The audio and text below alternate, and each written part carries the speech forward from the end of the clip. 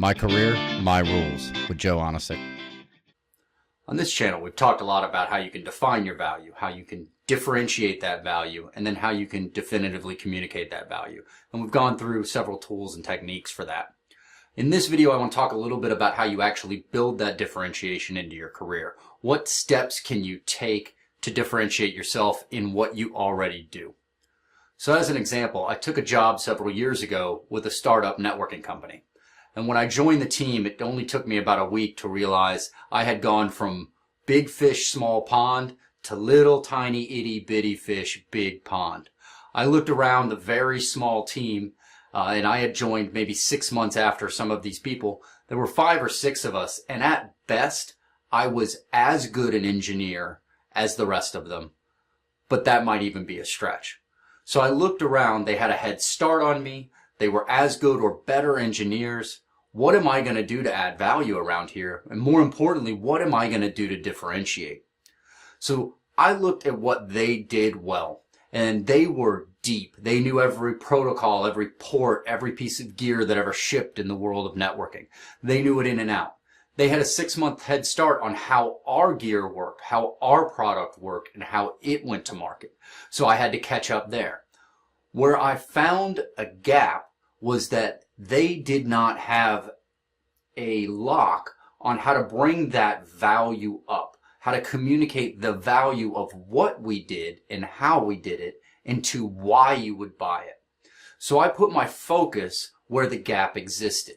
Now, this didn't undermine what my colleagues were already doing. This didn't make them worse by making myself better. Instead, it filled a gap that was needed within the team and allowed me to differentiate myself in a way that no one else was focusing on. My focus was having a mid to low level understanding of the engineering and bringing that up to a business value level, which again was a gap no one else was filling. In filling that gap, I was able to differentiate myself doing something that I enjoyed within an expertise I had and bring my value up to on par with theirs without undermining anyone I worked with in the process. That's what I call differentiation. And those are the targets, the areas you want to look for in your career. What can you do? What areas can you focus on that nobody else is focused on that actually add value? I'll also give you a couple of quick tips, little easy things you can do to differentiate. There are 2 things that are almost lost skills or lost arts in the world I see around me in my role. And those are punctuality, being on time, and work ethic, hard work.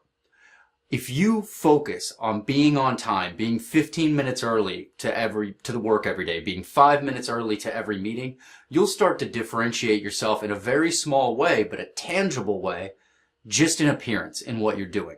And if you're putting in a 60-hour week when the person next to you is putting in a 40-hour week, you're starting to differentiate again. Hard work is a simple way to differentiate.